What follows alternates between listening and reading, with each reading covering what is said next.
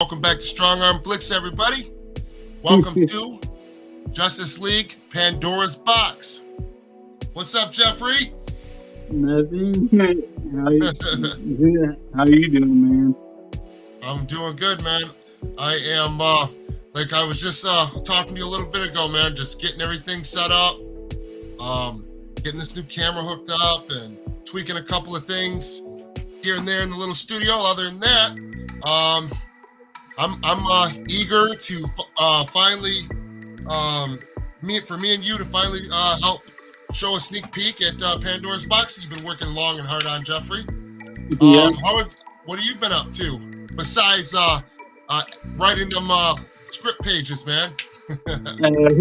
Well, right now, actually, pretty much like just watching the DC movies to get the voices down for the characters that are going to be in Justice League Pandora's Box, and really kind of promoting it like Zach and David Ayer are doing, with it being cryptic and stuff. So that's good. Nice.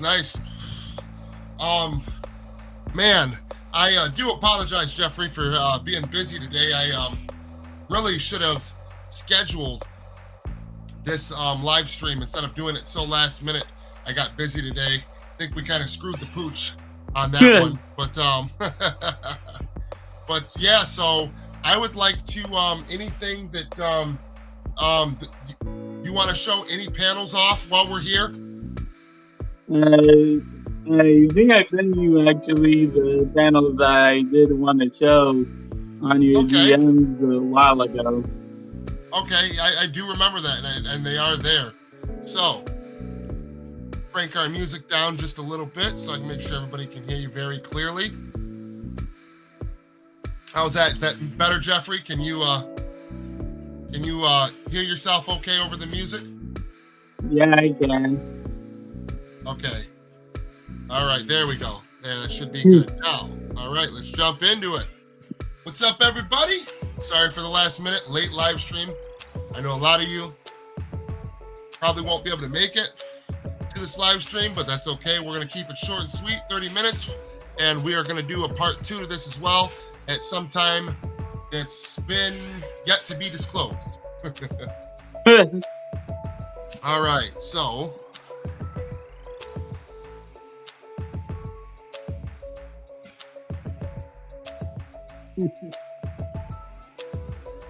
all right, let's see what we got here.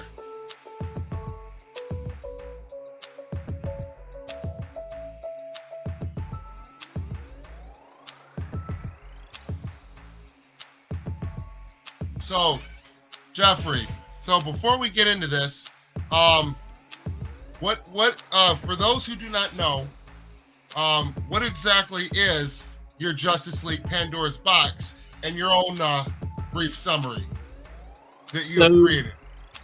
So basically what Justice League Pandora's Box is that it's basically kind of like this Japanese solo style Japanese play that I'm putting on that is really based on Zach's the story that's both based on Zach's old storyboard and a mix of also what we also stuff new that we learned from all the press interviews, like from Jay Leva, Chris Terrio, and Joe Manganiello. So really, a kind of a mix of the old storyboards and the new stuff from the interviews that we've heard throughout the months leading into Zack Snyder's Justice League. So yeah. All right, and didn't you tell me at one point, I could be wrong, correct me if I'm mistaken, but didn't you tell me at one point that you were having somebody look over the script for you?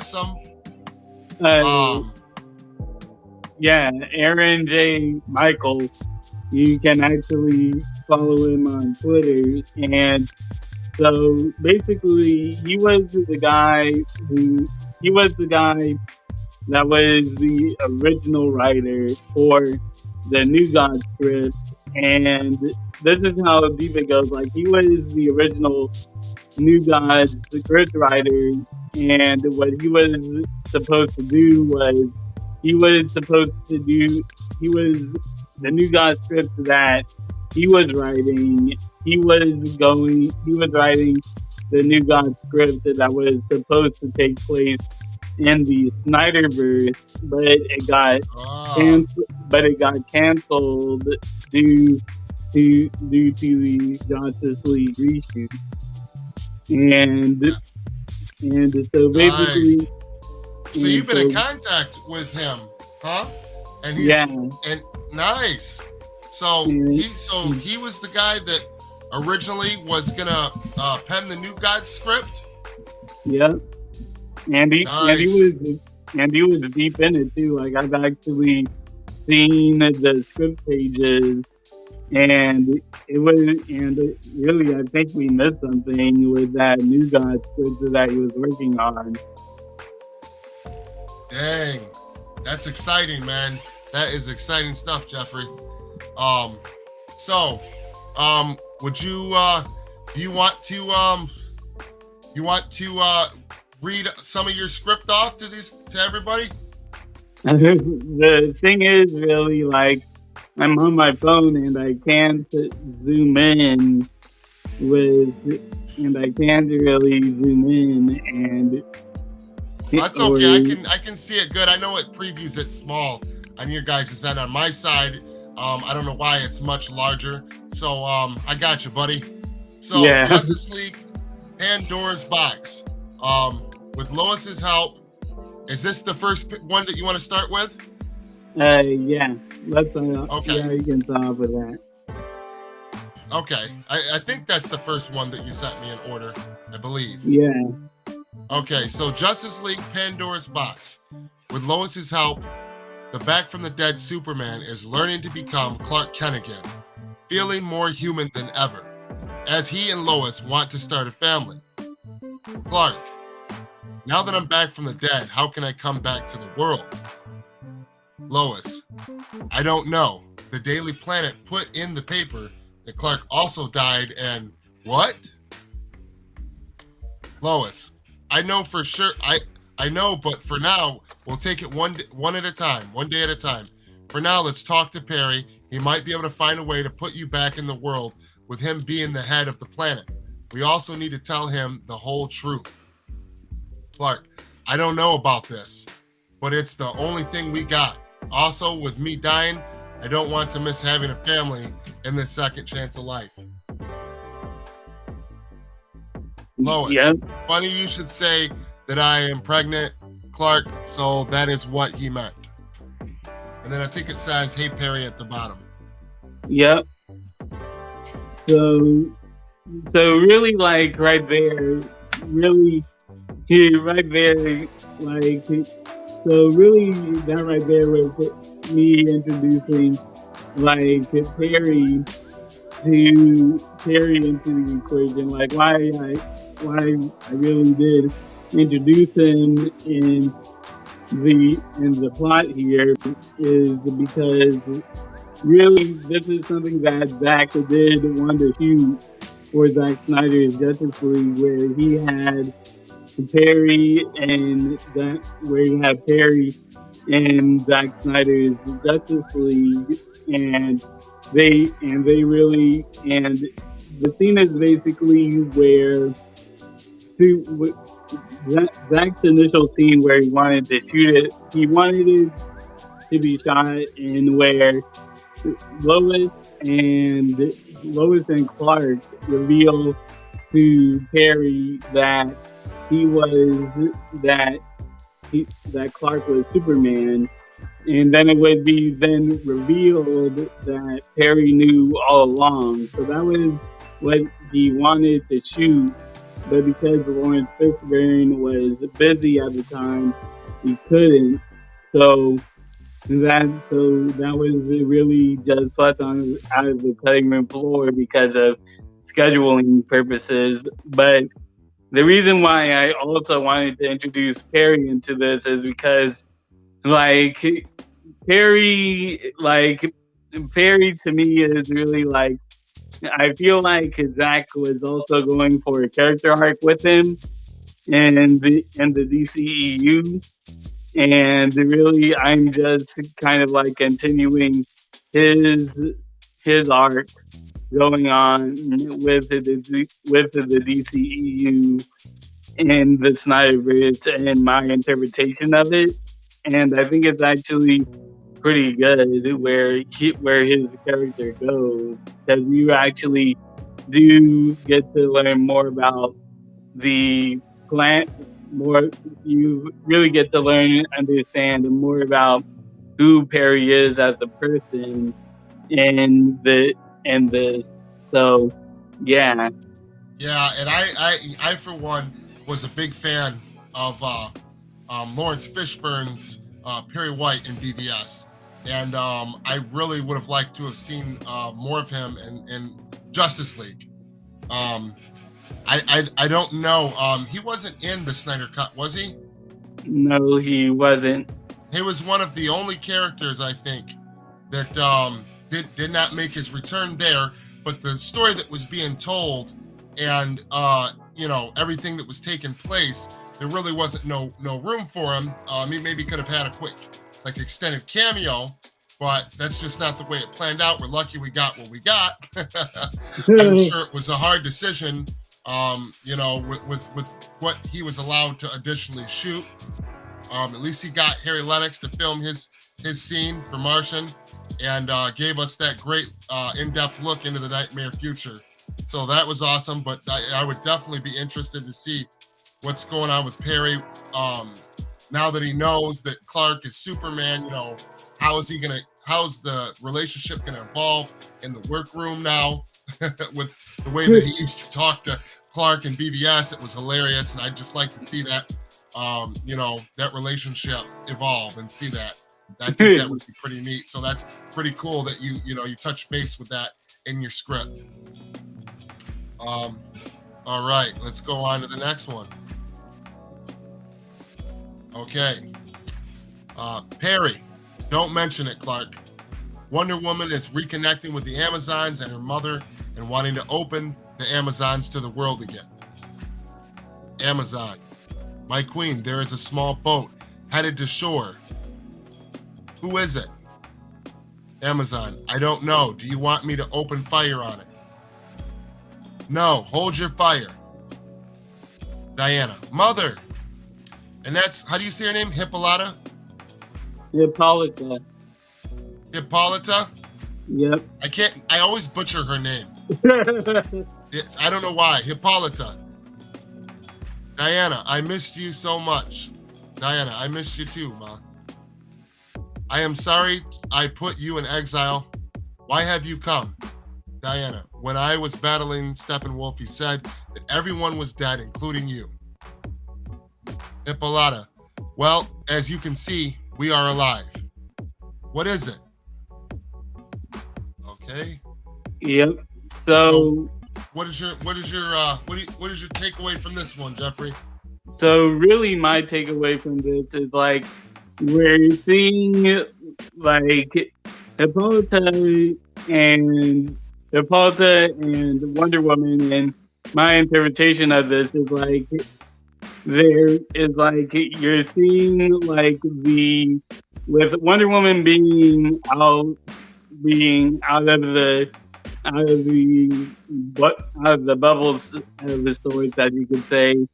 With Wonder Woman being out of the bubble, she now has experienced what man can be and what the world is like outside of Themyscira. So really, at first you're going to be seeing like this conflict that's brewing within the Amazons, and with Diana saying that it's okay. they're different now, that sort of thing. So, and it's not going to be like Hippolyta is just a jerk about it.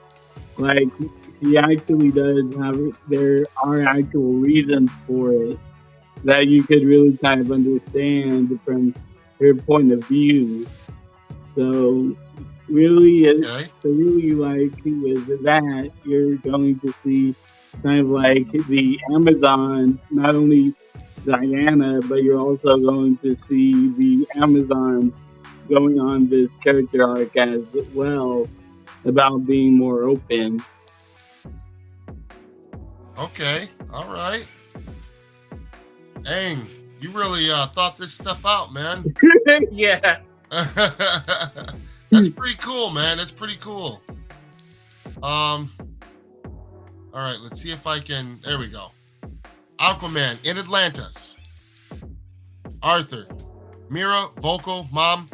I may be on this chair, but with Darkseid on his way to Earth, I fear we are not ready for the attack he is bringing with him. Mira, I know, but what do you think we should do, Arthur? You are king. Arthur, don't call me that, Mira. You know I don't like being called that. Volko, all we can do is prepare, but how? Atlanta. Atlanta. We can do, all we can do is take care of our own.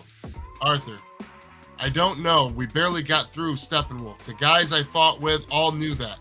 Then, when we all saw Darkseid, there was something that scared us. He didn't move, he just looked at us. It was like we were looking at the devil himself. Arthur, I need to talk to him. I need time to myself. Hey, Orm. Orm. Hello, brother. It is nice you finally came to visit me in this cell. So go ahead, Jeffrey. So yeah, like really, my interpretation of my main takeaway from that is like the Aquaman movie has happened, but the ending is really kind of, but the ending is really kind of like the old storyboard where really Orm is, where Orm and Black Manta are put in prison. So with the old storyboards, I left that into the script. But so really, like where it comes to Arthur, he really doesn't, as it said, like he really doesn't like being called king, and so it's like even where he's like the king of Atlantis, still he doesn't really like to be called that because really, as once this comes out, basically there's really just something about it that he just doesn't like. At first it seems like he doesn't want the responsibility for it, but it's really something deeper about it. And really with Orm and stuff, I didn't mind like Orm and like really Orm, you're going to learn a lot more about him in this, like especially with his motivation for the Aquaman movie, and really you're gonna see a lot of connections. Like even though they were enemies, they did actually have a common goal in the end. So, and I think and really like with Orm, it's really going to be kind of like a character arc as well. Like to me, basically, this is going to be basically a running theme in this Q&A. But really, like for me, like my stories are really, my favorite stories are really like where every character has a character arc. Like they, like really, like I said from one of my tweets, that my favorite character arcs are, my favorite character stories are where everyone has a character arc, from the tiniest ant to the biggest dinosaur. Like to me, I think that is a really special story to tell. So really, like with me, I'm just going through and giving everyone a story arc, which at first was challenging, but it did turn out well. So yeah, Orm is also going to have a very interesting story arc, but not in the low-key way that people are probably going to think about. But it's like but yeah, it's going to be a pretty interesting story arc for Orm.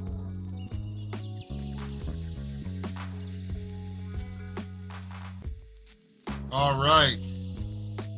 For the attack, I will need your help, everyone. Volko, we are with you, Arthur.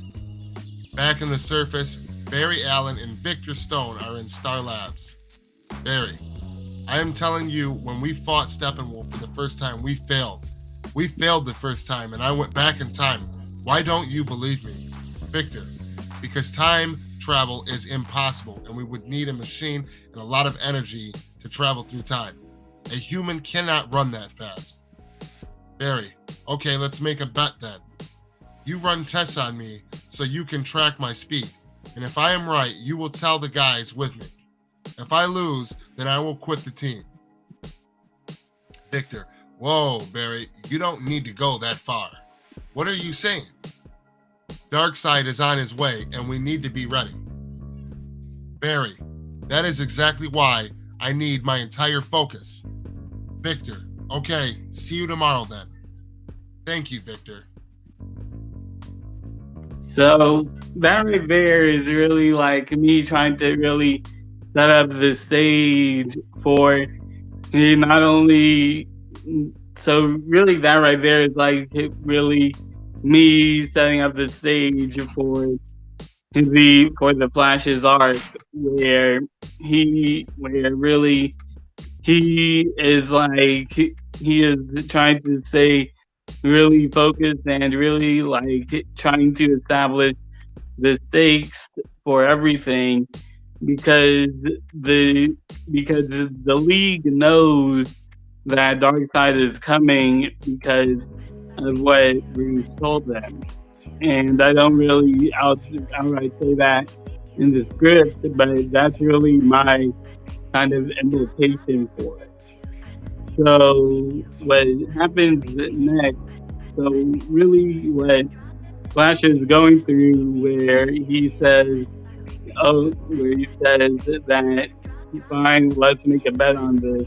It's really like a cool character moment for his ADHD that Zach gave him, because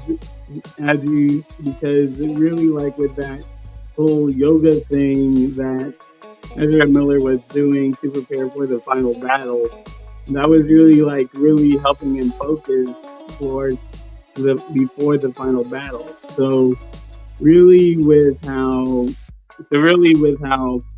the Flash is as a character in Zack Snyder's Justice League, you're going to see a lot more of Barry's life as well in this.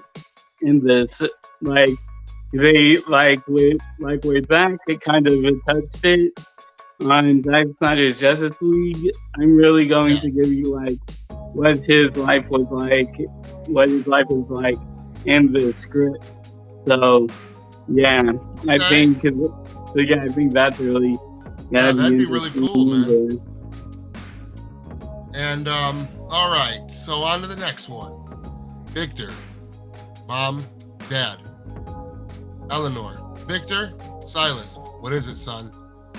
There is a being on his way to Earth called Darkseid. We need to prepare to defend Earth from such an attack. What should I do? Silas, well, I think you should hack into the military and be prepared to use the entire weapon arsenal. I mean, we know that the old gods, along with the entire planet, had a hard time beating him. So we should be prepared for anything. Eleanor, don't be hasty. We do know this is a powerful enemy that we are facing, but we need to think about the ramifications about rushing in. I believe we need to contact the military first and let them know about the attack. Victor, you bring both good points. You both bring good points. Let's see if I were to just use the weapons out of nowhere, it would be easy, but there is no telling what the military would think. And they would hack to find where I live. Everywhere there is a way to find the person's tracks. If I were to just talk to them, they probably wouldn't believe me. And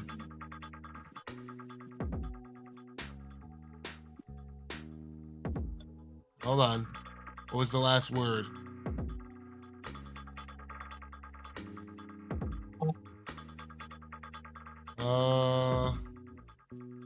I don't know what the last word was, Jeffrey.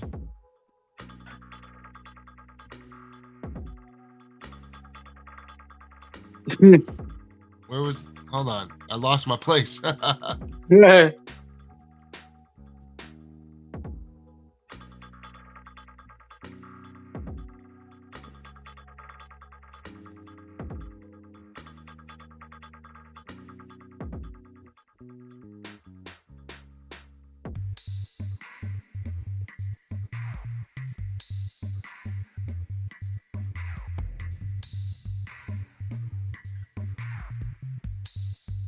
Yeah, I can't, it won't let me, for some reason, it won't let me see that's all. But anyway, there's like one sentence cut out from the screenshot that he sent me, and it's not on the next one. But anyway, go ahead, Jeffrey, about this one. So with this one, this is where I had to get really creative on this because it was actually a pretty hard time for me to find out like what to do with cyborgs, with Victor's character arc, because so basically what's happening here, like I needed to use my visual imagination this time. Like you have to use your visual imagination this time. So really with the old storyboards being where Cyborg's arc was really him being the god of the digital age. What I decided to do was kind of like in my visual imagination, like I said, I needed to use my visual imagination for this one, where this scene takes place is taking place in Victor's mindscape. Like I wanted to continue that mindscape theme that the Snyderverse is known for. So what's going on in this scene is with Cyborg. Like Cyborg, Victor knows that with this amount of power that he has, he's gonna need to have some sort of guidance with that power, and he knows that with any other human that knows that he has these powers to basically take over the world, he really kind of like makes a digital interpretation of his parents to help guide him in this journey that he's going through. And so really that's what I wanted to do, where basically kind of like with Ben 10, Alien Force, and Ultimate Alien, where Ben has control of this alien that is basically like a Dr. Manhattan. Like he could control everything, destroy anything you want, create whatever you want. So basically the concept of what Alien X is like there's three floating heads that they kind of like have a conversation to really decide on something. So really that's what you're kind of saying here, where because you have such a omniscient being in Victor in the digital age with all that power, he kind of creates his parents, and he kind of like creates these digital parents, so to speak, to kind of help conversate him to making these right decisions before messing something up. Everybody in the chat, smash that like button for me and Jeffrey. Also, let's say what's up to our boy Koj, Lord Koj. How you doing, brother? Good seeing you here again, man. Real good seeing you, man. Come by more often, man. And let's do this comment. First comment from Lord Koj.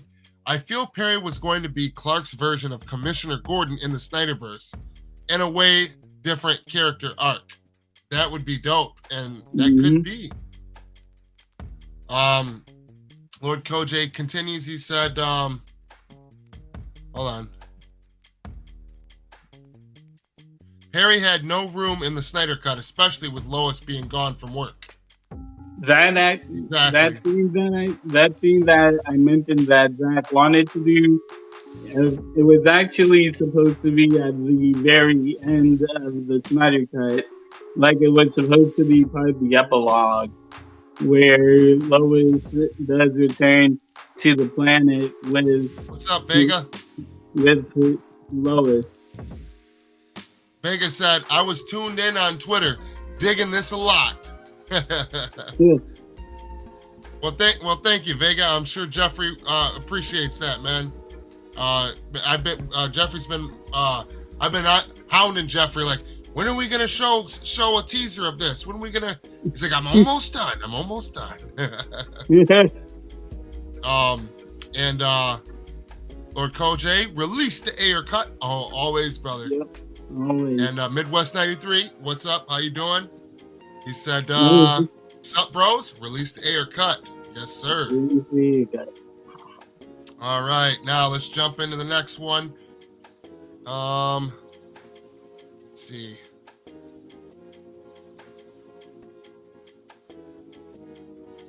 All right.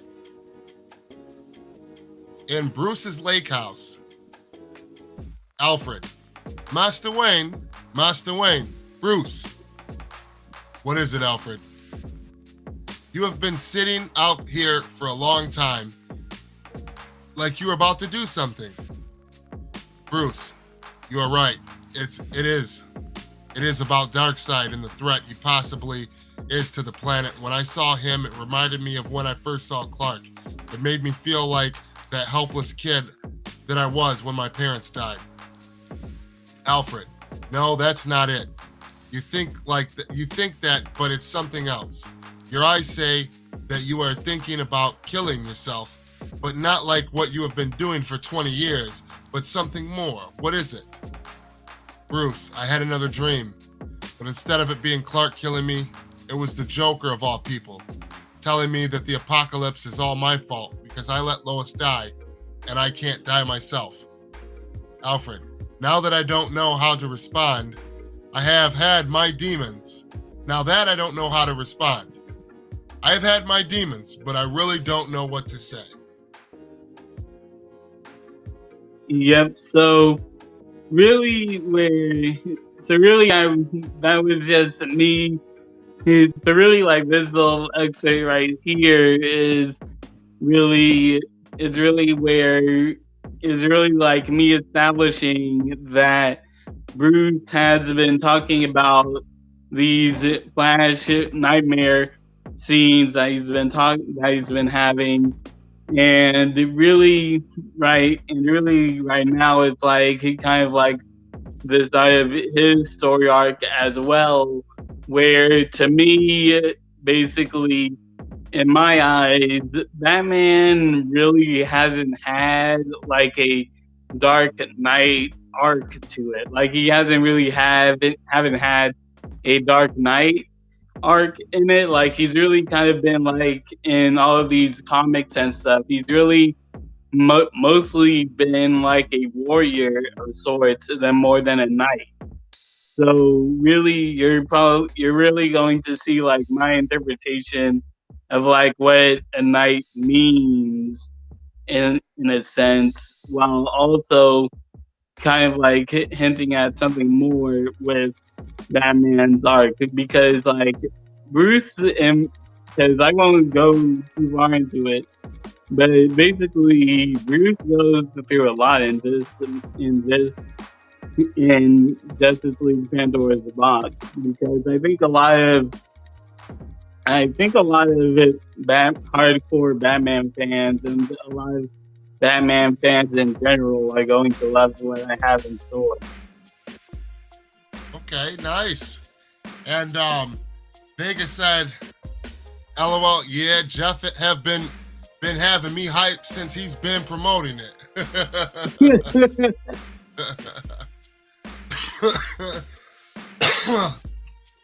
Oh man. All right. Well. All right, Jeffrey. We are just about out of time. We are going to do a part 2 to this video, and we wanted to give an extended sneak peek for this and get it out there to everybody. And we are definitely going to continue with a part 2, probably in a few days. Is there anything that you want to close with or say to the audience? Really just like, I really just that I think you guys are really gonna love what I have in store for you guys, and you're probably wondering when this will be coming out. My plan is really to get this out by DC fandom time for the Restore the Snyderverse event that we're having on the 16th, and to give it a lot of to kind of like give it the Restore the Snyderverse movement a huge boost. And yeah, I just think that I really do think that you guys are really gonna like the final product, and I can't wait for you guys to see it. All right, smash that like button, subscribe if you're new to the channel, and me and Jeffrey will see you guys again real soon. Until next time, friends. Peace. Peace.